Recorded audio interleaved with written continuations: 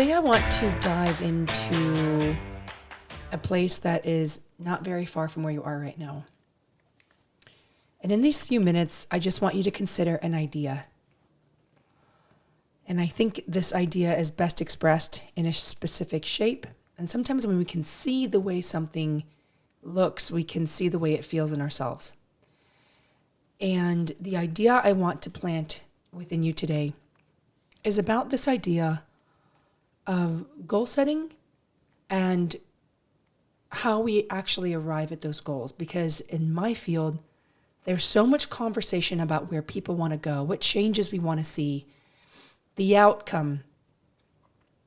And yet there's this big gap between where we are now and that outcome. And people are so hung up on the how, on the what's missing within me, the past failures that start to create doubt or worry, that we aren't able to orient from the right place. And most questions that do come up, right? The most popular categories, you're looking at health, you're looking at wealth, you're looking at relationships. Tell me any worry or concern that doesn't arrive in one of those three categories. But if we only have the end in mind, we create a position for our journey that makes it much more harder. I've done it myself. I think about where I want to be in 5 years. I think about the haircut I want to have after the one I just had. I think about what my skin will look at with a new cream. I think about a workout that I want to be better at in a month.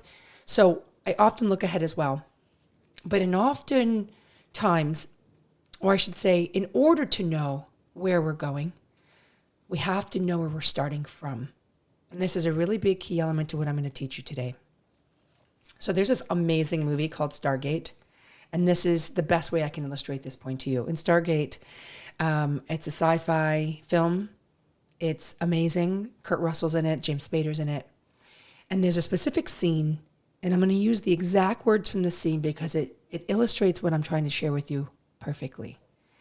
So there's a scene where James Spader, he's kind of like this nerdy scientific guy that's trying to explain what the Stargate does and how it works. And he says there's 7 points that are required to outline a course.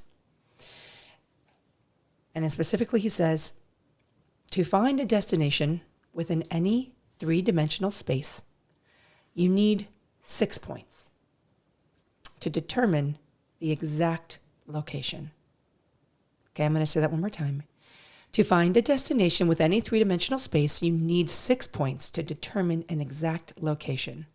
And it's fun because in the film, he actually does this. And I'm going to actually, because I'm recording this on film as well, I'm going to show you.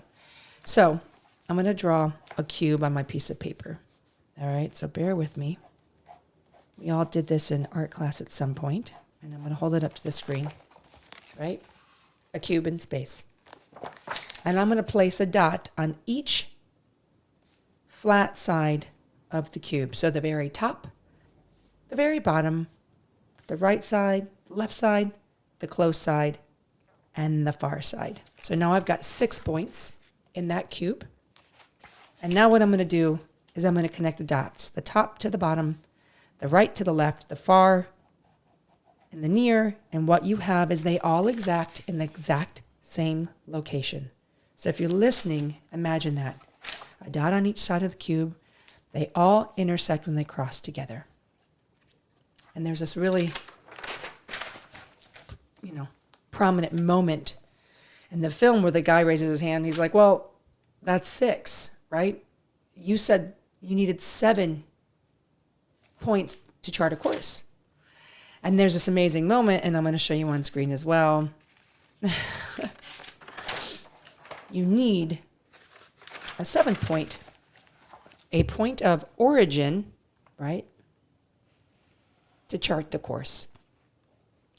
So what I'm saying to you is we get so obsessed with destination, what it's going to look like, what it's going to feel like, what I need it to be, how it's going to make me feel, and we don't even bother to look at where we're starting from. And that's really important because when you think about, let's say you leave your house today and you are going to an address, right? It asks you where you're going, but it also asked you where you are right now. Right? You cannot, like Waze or maps or anything you're using doesn't work unless you enter where you're starting from. So how am I supposed to navigate you, right? As a coach, as a friend, if we don't know where we're starting from? It's a fun thing to think about, right? Often we skip what's happening now because we don't like what's happening now, but in fact, it's critical. And it's exciting because if I know where I am now, I know how to chart that course.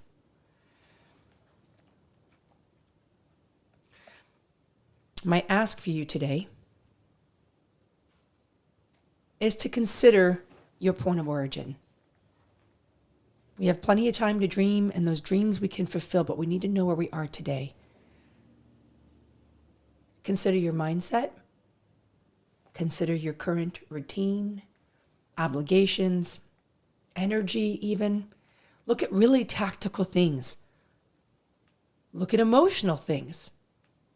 Both hold really big spaces in how we make decisions, how we see value, how we organize our priorities. Look at what keeps you on track and what pulls you off. Look at creates energy and vibrance and joy and curiosity, and look at what's creating doubt and obstacle. And I would also like you to look at your community. Who's in the front row? Who's contributing to the qualities that make you the strongest? That help see possibility for you when you don't? That help see courage in you when you feel doubt? Because the way your community is set up is going to affect the way not only are you orienting right now, but once we have that course charted, they're going to either get in your way or they're going to help you get there faster. When you guys can get clear here, you'll be able to go there. Thanks for hanging with us and for being a part of our world. Be sure to head over to our website, smallthingsincommon.com, and subscribe. But don't worry, we're not going to flood your inbox. We just want to keep you up to date with new episode releases and fun perks for being loyal listeners. Okay, bye.